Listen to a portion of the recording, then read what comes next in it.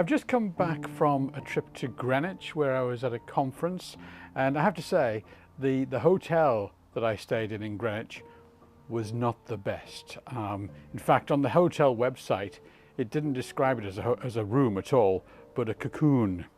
And this cocoon was a sealed unit, had no windows, anything like that, no natural light. It had an air conditioning system, had a decent sized bed, to be fair, but there were no cupboards, there was no hangers, nowhere to hang things up, so I'm all crumpled now. And no kettle, no light at all, to the extent that at 2 a.m. I had a look to see if I could see my hand in front of my face, and I couldn't. It was really discombobulating. It was really claustrophobic. And my colleague Tim, who was in the next room to me, was commenting on the next day, and he said this. He said, "You miss the sky when it's not there."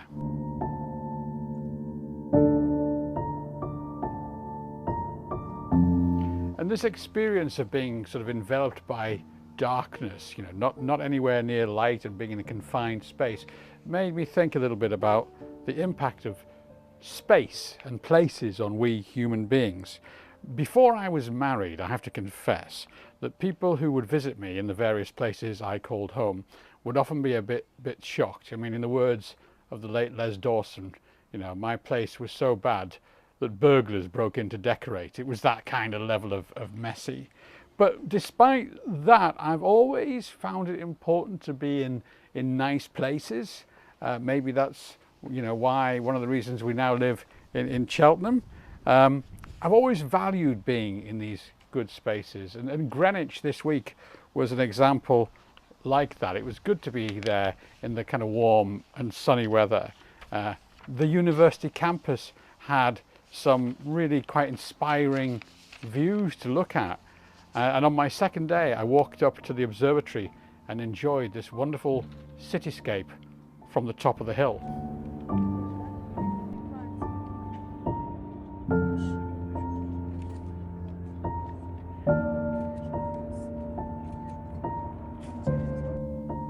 And by way of a sort of contrast to that, a couple of weeks ago, Tracy and I were in the Lake District, and we visited Hilltop, which was of course home to Beatrix Potter, whose achievements included the Peter Rabbit books.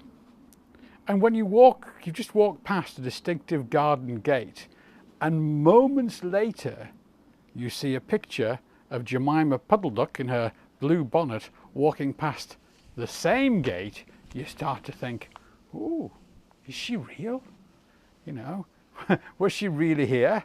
Maybe Peter Rabbit really did get up to mischief in this garden.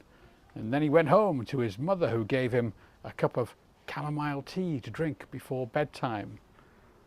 I was never really into the Peter Rabbit books, but to me there's no doubt that part of the charm of them is in the way that Beatrix Potter located them in the real spaces that surrounded her.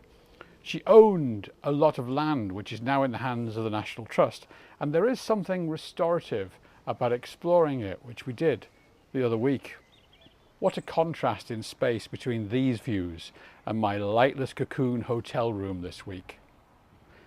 An extra outrage of the trip was that I wanted to leave my luggage at the hotel and then check in later, but it turns out the hotel had a policy that you have to pay £15 per item of luggage you wanted to store. Wasn't going to pay that, seemed a bit outrageous to me. But I also didn't want to luggage around London, around Greenwich all afternoon. So I actually went to the cinema around the corner where they stored my luggage for free, hooray! And I went to see a film.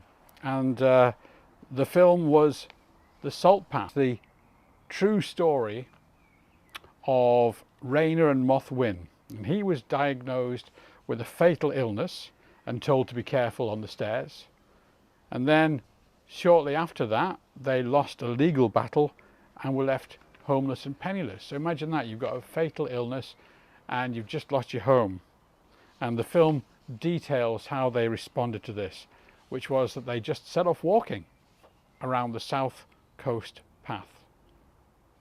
film's really well done and worth seeing on a big screen because the landscapes look amazing. But I was really struck by that, you know, responding to these terrible things that happened to them by walking, and how transformative that was.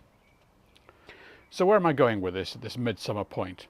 Well, perhaps nowhere that profound, but here are some takeaways.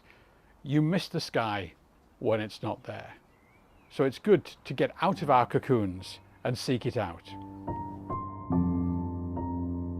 The way we interact with the spaces in which we exist can change who we are, can change our view of ourselves and the world around us. I'm not sure whether that's a spiritual point or a philosophical point, or it just means I should go and tidy the house. But there you have it. And then there's the message of Rainer and Moth Wynne in their story, The Salt Path.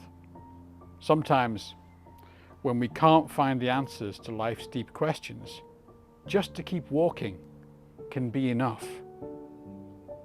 But as you do, pause once in a while and take in the view.